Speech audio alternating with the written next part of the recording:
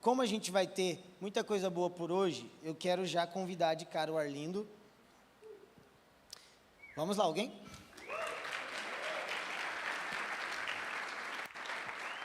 Gente, o Arlindo é um amigo, ele faz parte também da Ticum. Obrigado, mano. Ele faz parte da Ticum, ele é o pastor, lá, presbítero lá em Campinas, e é um amigo muito próximo nosso aqui da nossa igreja, do nosso presbitério, e tem um dom da palavra assim incrível. Então é a primeira vez dele no intensivo nosso, mas ele já esteve envolvido em muitas coisas que a gente faz. Então queria que vocês recebessem ele. Vamos orar para que o Espírito fale através dele, amém? Estende suas mãos. Senhor, nós honramos aquilo que o Senhor tem feito através do Arlindo, através dos irmãos, da família dele. E nós pedimos hoje, Espírito Santo, sensibilidade para comunicar o Teu Evangelho. Deus, que enquanto Ele fale, tem uma voz por trás da voz dEle, tem uma voz dentro da voz dEle, que as palavras encontrem um lugar fértil nos nossos corações nessa noite. Nós oramos isso no nome de Jesus. Amém, amém. Pessoal, boa noite. Então, o desafio é iniciar aqui com essa palavra e dar um pouco de fundamento para aquilo que vai ser construído durante esse final de semana.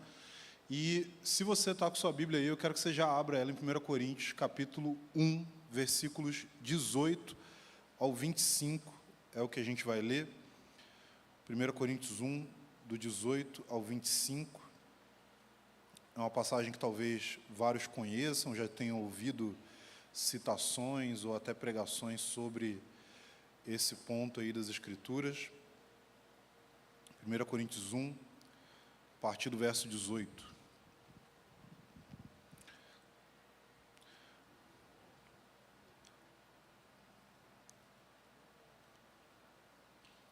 Certamente a palavra da cruz é loucura para os que se perdem, mas para nós que somos salvos, ela é poder de Deus. Pois está escrito: destruirei a sabedoria dos sábios e aniquilarei a inteligência dos inteligentes. Onde está o sábio? Onde está o escriba? Onde está o questionador deste mundo? Não é fato que Deus tornou louca a sabedoria deste mundo, visto que na sabedoria de Deus o mundo não o conheceu por sua própria sabedoria. Deus achou por bem, então, salvar os que creem por meio da loucura da pregação, porque os judeus pedem sinais e os gregos buscam sabedoria, mas nós pregamos o Cristo crucificado, escândalo para os judeus, loucura para os gentios, mas para os que foram chamados, tanto judeus como gregos, Cristo é o poder de Deus e a sabedoria de Deus, porque a loucura de Deus é mais sábia do que a sabedoria humana, e a fraqueza de Deus é mais forte do que a força humana. Essa é a palavra de Deus, amém? Então, antes da gente entrar na passagem em si, eu queria começar falando o seguinte: hoje, a gente está vivendo num tempo em que a gente tem uma sociedade, uma cultura muito diferente em vários aspectos da cultura que os apóstolos enfrentavam, com a qual eles interagiam enquanto eles estavam ali pregando o evangelho no primeiro século. Com certeza, um dos aspectos bem diferentes é o aspecto que, na época dos apóstolos, não haviam celebridades gospel. Na época dos apóstolos, com certeza, a gente não tinha jogadores famosos que usavam linguagens e símbolos cristãos. A gente não tinha argumento ali no contexto deles para dizer o quanto que o cristianismo trouxe de benefícios culturais ao longo da história, porque nada disso tinha acontecido. Eles não podiam apontar para os hospitais como algo que foi iniciado por cristãos, eles não podiam apontar para leis como tendo o seu fundamento a partir da palavra de Deus, eles não podiam apontar para o fato de que as próprias universidades foram criadas a partir de iniciativas cristãs. Eles não tinham nenhuma dessas coisas para argumentar. E o que a gente vê é um quadro bem diferente disso. No ano de 1856, em uma colina ali em Roma, chamada Palatino, foi encontrada uma gravura lá do século III. Uma gravura que talvez é uma das primeiras, se não a primeira imagem registrada de Jesus Cristo na história. É a primeira ilustração a respeito de Jesus. E esse foi um desenho que não foi feito por um cristão. Foi um desenho feito por um pagão. Esse desenho demonstra ali, ele retrata um homem com seus braços levantados em adoração, diante de uma figura crucificada que tem um corpo humano e a cabeça de um asno. É isso mesmo que você ouviu. Sabe um asno? Sabe um burro? Sabe qual que é o outro que tem? Tem asno, tem burro e o jumento. E a diferença entre eles eu não sei te dizer agora, mas enfim. Pode ser que você está imaginando o animal errado, mas dá certo igual. Cara, esse desenho tinha um escrito logo abaixo dele. E ali dizia o seguinte: Alexamenos adora o seu Deus. O desenho é conhecido como grafite de Alexamenos e é claramente uma zombaria em relação à fé cristã. Ele retrata um exemplo muito claro de qual era a postura e a perspectiva que as pessoas tinham a respeito do cristianismo nos primeiros séculos da fé. Naqueles primeiros momentos, enquanto os apóstolos pregaram, enquanto aqueles que eram discípulos dos apóstolos continuaram pregando o evangelho, discipulando pessoas, cuidando da igreja, a perspectiva da sociedade é que os primeiros cristãos eram ridículos. Eles eram dignos de pena. Porque adorar um Deus crucificado era algo ridículo do ponto de vista da sociedade romana. Adorar um Deus que claramente foi morto, derrotado, que demonstrou fraqueza, não era algo que tinha como comunicar muito bem as ambições da sociedade naquele tempo ali. A verdade é que é justamente o resgate desse pensamento a respeito de como o Evangelho deve se parecer para o mundo ao nosso redor. É justamente o resgate de uma imagem de um Deus que conquista a vitória através de aparente derrota. Um Deus que, por meio da humilhação, transforma a forma como nós enxergamos as coisas e como nós vivemos nesse mundo. Então, a mensagem cristã não anunciava um herói militar, não anunciava um grande filósofo, não anunciava um homem que tinha poder para conquistar a sociedade ou a cultura da sua época, não. Ela anunciava um homem que foi condenado ao pior e mais degradante tipo de morte no mundo da sua época. Os condenados à crucificação eram escravos, eram criminosos violentos e eram rebeldes, que tentaram de alguma forma se voltar contra o império. Mas a mensagem cristã era clara: nós adoramos aquele que abraçou a humilhação que nos pertencia, a humilhação que tinha a ver conosco, a humilhação que nós merecíamos. Ele abraça essa humilhação, e ele não fez isso para exercer domínio sobre o império, ele não fez isso para ter acesso a mais poder, não, ele fez isso para nos dar acesso à vida eterna. Ele fez isso não por causa daquilo que ele podia conquistar, porque ele já tinha tudo na glória com o Pai, mas ele fez isso para que algo que nós não tínhamos a capacidade de alcançar pudesse ser dado a nós de graça. Por isso Jesus morreu. E é a partir dessa perspectiva que o reformador alemão, Martinho Lutero, vai dizer que a verdadeira teologia e o verdadeiro conhecimento de Deus estão no Cristo crucificado. Mas para a gente entender um pouco isso, antes da gente entrar propriamente na interpretação da passagem, é importante você entender, e eu quero ajudar você a compreender qual é o contexto disso daqui que Paulo está falando para a igreja de Corinto. A cidade de Corinto, ali no século I, era uma cidade, uma das mais importantes do Império Romano. Ela estava localizada entre dois portos diferentes. Ela estava entre o Mar Egeu e o Mar Adriático. E ela se tornou um grande centro comercial e cultural. Era uma cidade rica. Era uma cidade de grande projeção. Era uma cidade onde todo mundo queria estar. E quem podia estar ali e desfrutar daquela cidade, da sua riqueza, era considerado sortudo, próspero. Eram pessoas que eram admiradas. Ela foi reconstruída como uma colônia romana a partir ali do ano 44 a.C., e era conhecida não só por sua prosperidade, mas também pela sua imoralidade, pela sua permissividade, pela sua competição por status social e pela forte influência da cultura pagã. Foi nesse ambiente que Paulo prega o Evangelho e funda aquela igreja. Num ambiente hostil culturalmente ao cristianismo. Por quê? Porque eles valorizavam a riqueza, a projeção social, a influência e o status. Obviamente, a mensagem cristã ia totalmente contra esses valores.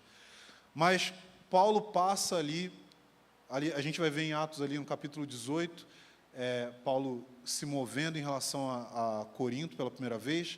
Ele fica mais ou menos 1 ano e meio naquela cidade, prega o Evangelho, forma uma comunidade cristã. Você tem pessoas de diferentes origens sociais, e Paulo depois continua acompanhando essa igreja. Depois, alguns anos, ele está em Éfeso, ele recebe notícias preocupantes sobre a situação da igreja, ele fica sabendo a respeito de conflitos, divisão e todo tipo de comportamento que não tinha a ver com aquilo que Paulo tinha pregado para eles ali naquela cidade. Então, ele escreve para a igreja de Corinto, tem sérios conflitos com a igreja. Mas, durante a carta, a gente pode pensar assim, cara, Paulo plantou essa igreja, ele era, cara, o que mais trabalhou dentre todos os apóstolos, ele é aquele que escreveu grande parte do Novo Testamento, e mesmo assim essa igreja tinha tantos problemas. Mas é exatamente por isso que a gente precisa sempre ter a perspectiva de que não há nada, nenhum pecado, nenhum problema, nenhum desvio, nenhuma dificuldade que esteja longe do alcance da graça, da misericórdia e da soberania divinas. Porque graças aos problemas de Corinto, a gente tem mais da palavra de Deus. E a gente pode ser grato por isso. Eu tenho certeza que os santos da igreja de Corinto, aqueles que perseveraram no Senhor, hoje eles olham para nós, em meio àquela grande nuvem de testemunhas, eles são gratos por todos os problemas que eles passaram, para que nós pudéssemos ser edificados. Amém? Então, ao olhar aqui para essa carta, a gente vai ver que não é apenas uma correção. Não precisa, cara, eu tenho. Eu sou pentecostal. Sempre acontece isso. John Wesley falava, né, que ele ateava fogo em si mesmo, as pessoas vinham ver ele queimar, né, e as pessoas vêm me ver suar. Então, não fique preocupado, eu estou acostumado a suar assim. É que eu morei grande parte da minha vida no Rio de Janeiro, e eu ainda estou com o calor de lá me acompanhando. Então, gente, eu quero que você entenda o seguinte: o motivo pelo qual Paulo escreveu isso daqui para a igreja de Corinto. Porque a gente pode olhar para a teologia, a gente pode olhar para as formulações de Paulo, para as afirmações dele, mas a gente pode esquecer o propósito. Às vezes a gente quer ser tão teológico, a gente quer ser tão filosófico, que a gente esquece que o que está escrito na Bíblia está escrito muitas vezes para motivos práticos, para resolver problemas reais. Então, quando a gente olha para a carta de Paulo, e quando ele fala a respeito da cruz de Cristo, você vai perceber que o motivo pelo qual ele está escrevendo é que a igreja ali tinha conflitos, divisão, sectarismo, partidarismo e orgulho. E eu sei que isso não é uma coisa que a gente enfrenta hoje na igreja brasileira. Talvez o Alê tenha esse problema lá, no Reino Unido, mas aqui a gente não tem esse tipo de coisa. Mas o motivo pelo qual Paulo está falando da cruz é o mesmo motivo pelo qual ele vai falar do Evangelho lá em Romanos. Em Romanos, ali no 3,19, ele vai dizer assim, onde foi parar então o orgulho? E ele diz, o orgulho é excluído pelo Evangelho. E por que que o Evangelho exclui o orgulho? Porque quando nós olhamos para o Evangelho, para você compreender o Evangelho, você precisa compreender a lei de Deus. E quando você compreende a lei de Deus, você para de se comparar com padrões humanos e com pessoas próximas a você, e você começa a entender que você não vai ser julgado por comparação, mas você vai ser julgado pelos padrões divinos. E quando nós nos comparamos uns com os outros, a gente pode até sair melhor do que alguns dos nossos irmãos. Mas quando a gente é comparado com os padrões de Deus, a gente vê o nosso pecado, a gente vê a profundidade da nossa miséria. A lei, de acordo com Paulo, ela serve para calar a nossa boca, para que a gente não tenha com o que argumentar, para que a gente não possa falar nada, porque diante da lei de Deus, nós somos totalmente informados a respeito da nossa miséria e culpa. Mas após o entendimento da lei, o nosso coração está preparado para a graça. Só que quando vem a graça, não é que a graça vai deixar a gente confiante, não. Porque a graça, de uma forma que talvez é até pior do que a lei, ela nos humilha. Porque ela demonstra a nossa inutilidade. Ela demonstra a nossa fraqueza, ela demonstra a nossa necessidade de salvação, ela demonstra que por nós mesmos, nós não conseguimos fazer nada. A graça vem e ela não exclui o fato de que você é um pecador que merece a ira de Deus. Mas diante de um pecador que merece a ira, Deus estende o seu amor através da cruz. A graça revela que na cruz, que nos humilha, que demonstra a nossa fraqueza, nós encontramos um Deus que tem um amor inabalável.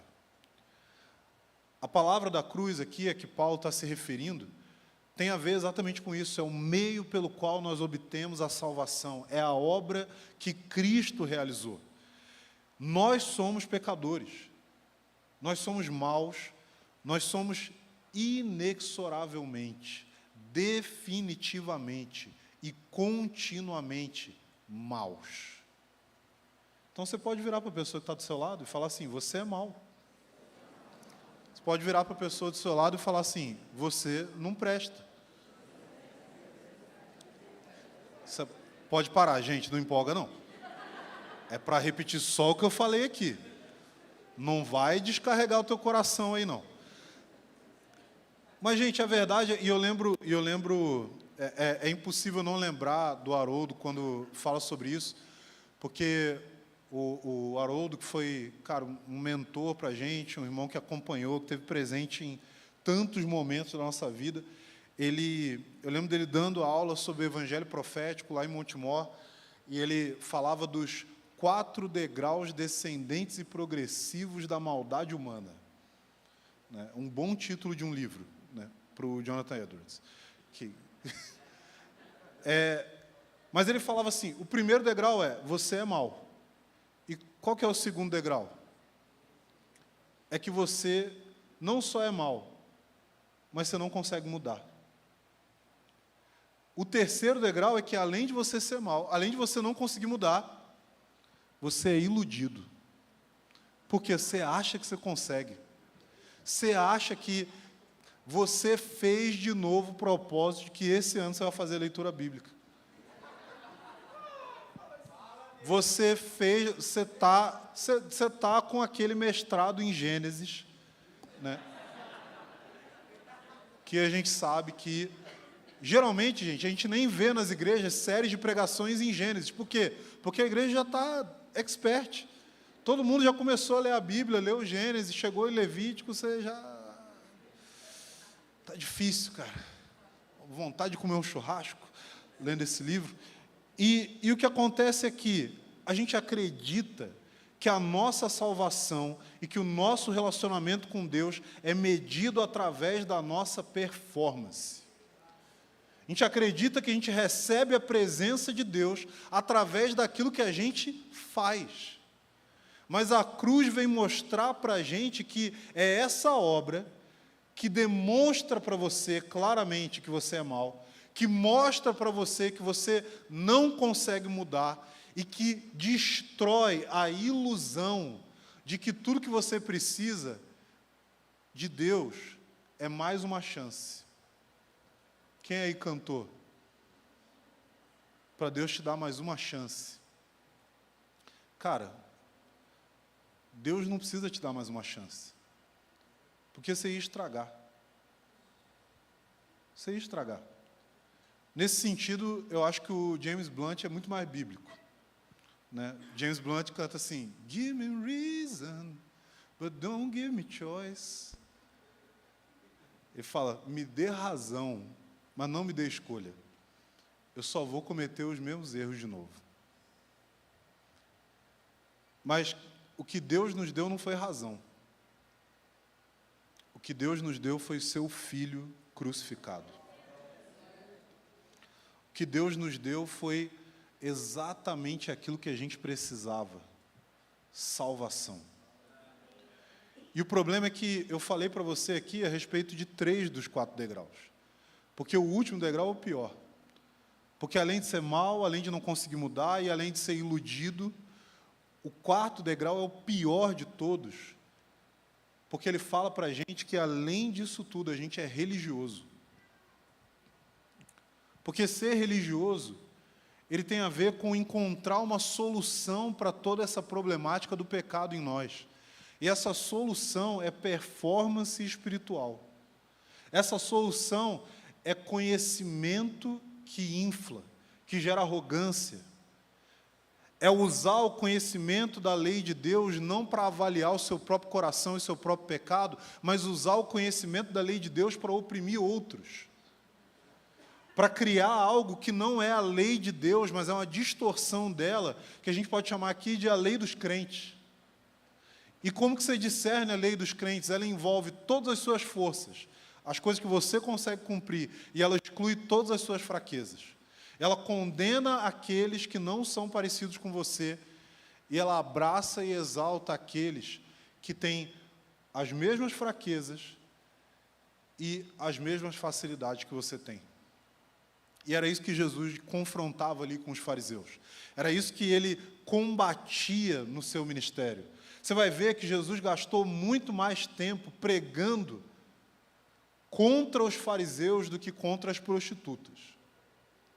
Jesus gastou muito mais tempo falando contra os religiosos, os que se achavam melhores do que outros, porque eles conheciam a lei de Deus, porque eles já tinham feito curso de teologia, porque eles já tinham lido os livros certos, porque eles conheciam, porque eles tinham as práticas espirituais corretas, porque eles tinham a sua leitura bíblica em dia, porque eles tinham a capacidade e a disciplina de ter uma vida de oração ordenada, mas a verdade é que nada disso é suficiente para nos justificar diante de Deus.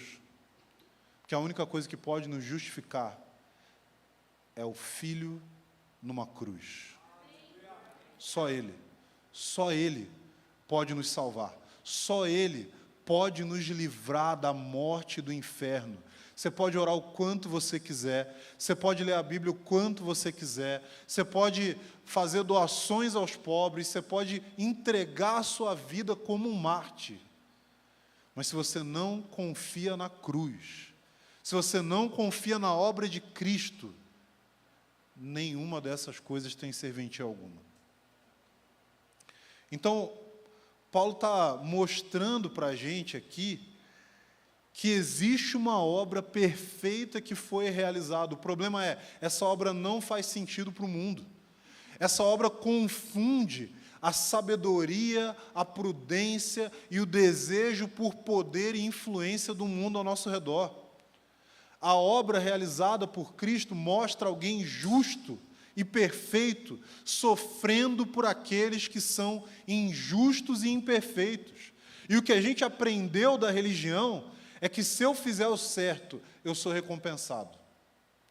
O que a gente aprendeu da religião é que se eu caminhar direitinho, Deus vai ter que me honrar.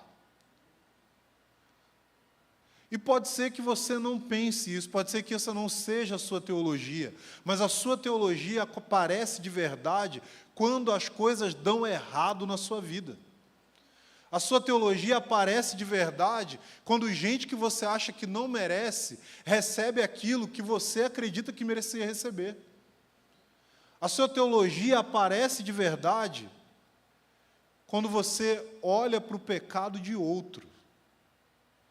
Quando você vê pessoas, homens, mulheres, pessoas conhecidas em meio ao corpo de Cristo, caindo em pecado, tendo um tanto de lixo sendo revelado a respeito das suas vidas, e o que você sente é muito mais revolta do que temor.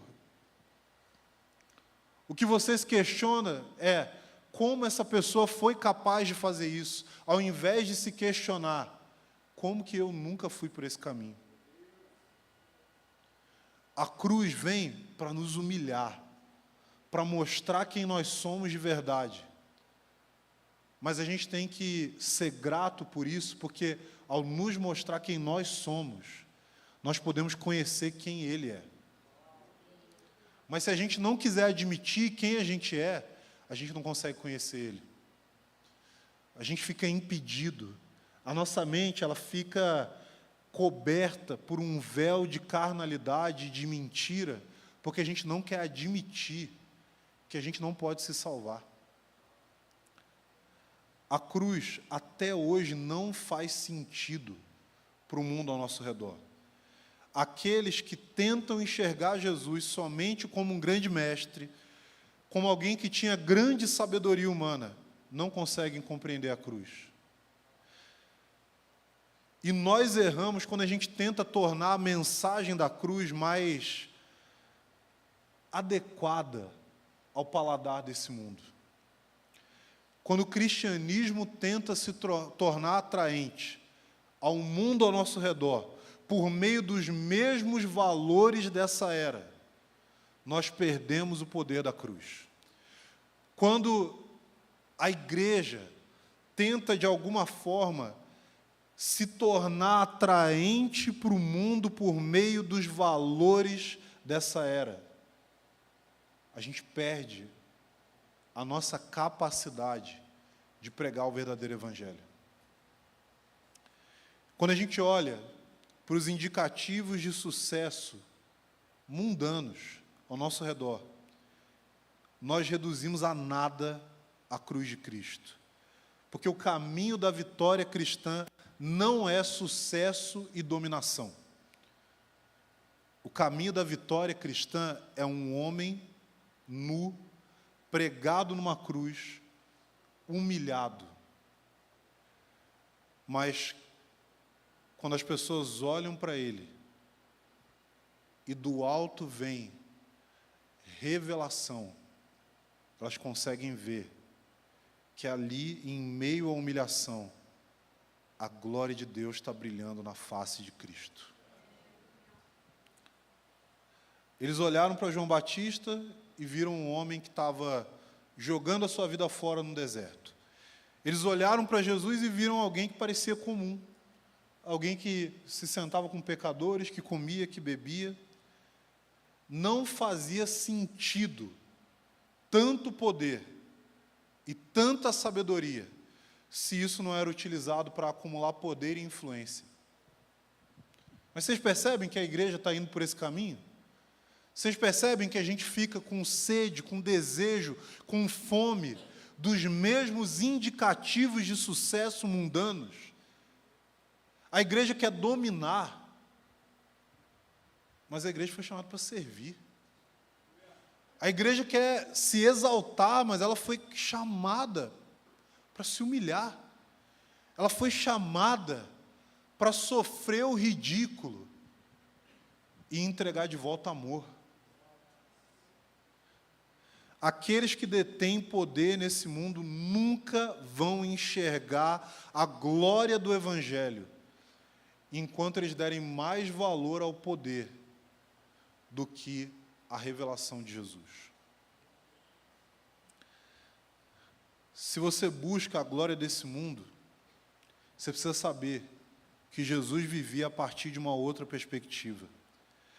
O Deus desse século cegou o entendimento dos incrédulos, como Paulo vai falar em 2 Coríntios.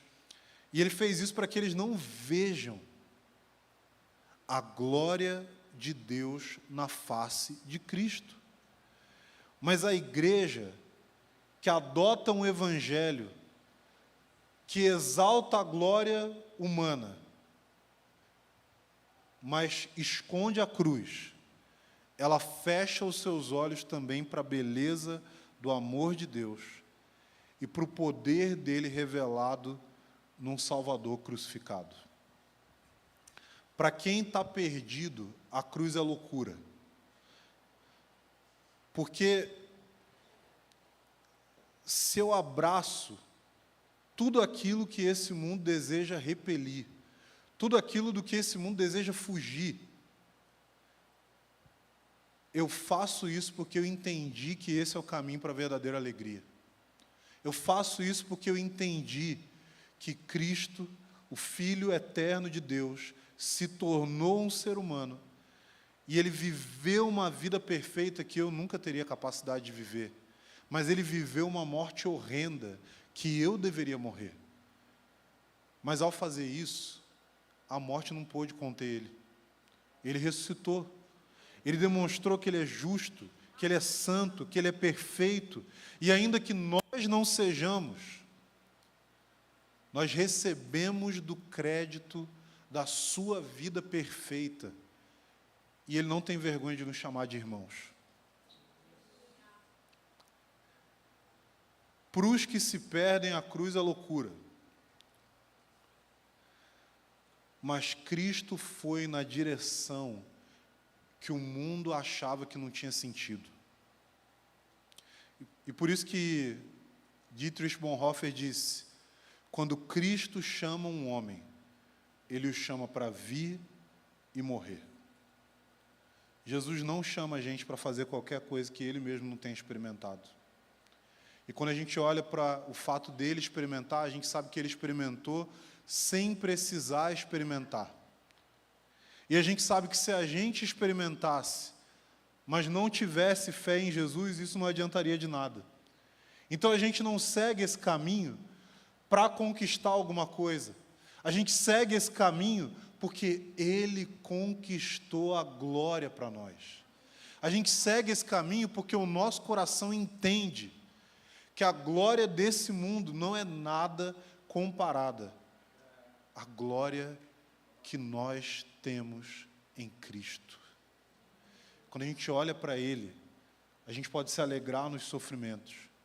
Quando a gente olha para ele, a gente pode se sentir em abundância em meio à escassez. Quando a gente olha para ele, a gente pode ter o nosso coração cheio de alegria em meio a qualquer circunstância de miséria. Os judeus pedem sinais. E tem muita gente hoje que olha para a igreja na expectativa de enxergar poder. Mas poder sem cruz não tem valor. Ele tem data de validade. É uma data que está certa, estabelecida, firmada para o fim dessa era. Porque o poder de Deus é poder em meio à fraqueza. É poder em meio à dor. É poder para salvar outros, sem preocupação de salvar a si mesmo. Os gregos querem sabedoria. E tem muita gente que quer um Jesus esterilizado, higiênico, mas rejeita aquele homem nu, humilhado, aparentemente desamparado. Mas é impossível rejeitar essa figura de humilhação e abraçar também a glória que ele traz consigo na sua segunda vinda. Quando a gente olha para a cruz, a gente está olhando para aquilo que Jesus realizou, não para aquilo que nós fizemos. Quando Jesus morreu por você, você não estava presente lá. Você não estava nem vivo. Mas Ele fez isso. Então, quando a gente olha para a cruz hoje, quando a gente olha para a obra de Cristo hoje, por que a gente fica querendo avaliar como a nossa vida está ou deixa de estar? Por que a gente fica avaliando se a gente é ou não merecedor de algo? Por que a gente fica pesando o quanto que a gente tem feito e se é ou não suficiente, se aquilo que Jesus fez é suficiente desde o princípio? Aquilo que Jesus fez não precisa de acréscimo da minha parte. Aquilo que Jesus fez não precisa de uma ajudinha minha. Aquilo que Jesus fez é suficiente, não só para me perdoar do pecado, mas é suficiente para me libertar das amarras do pecado. É suficiente para me libertar desse poder que tenta dominar e destruir a minha vida. Por quê? Porque eu sei que aquele que quer me destruir não é tão grande quanto aquele que me ama de maneira sacrificial. Cara, eu estou falando do Deus que criou todas as coisas, e esse Deus é aquele que brilhou não só quando Ele disse haja luz, mas Ele também brilhou nos nossos corações, através da face do Seu Filho. Mas esse brilho e essa glória estão escondidos atrás de uma cruz. Mas Ele é aquele que tira o véu e nos revela isso. Esse mesmo Cristo crucificado, escândalo para uns, loucura para outros, é o poder de Deus para a nossa salvação. Não só a nossa, mas do mundo inteiro. Porque o caminho de vitória pelo qual Ele nos chama para viver, gente, é até estranho. Usar a palavra vitória já parece errado. Eu já fico constrangido. Eu falei, gente, eu estou falando de vitória. Mas a verdade é que o caminho de vitória para o qual Ele nos chamou, para o mundo, parece derrota. Para o mundo parece derrota.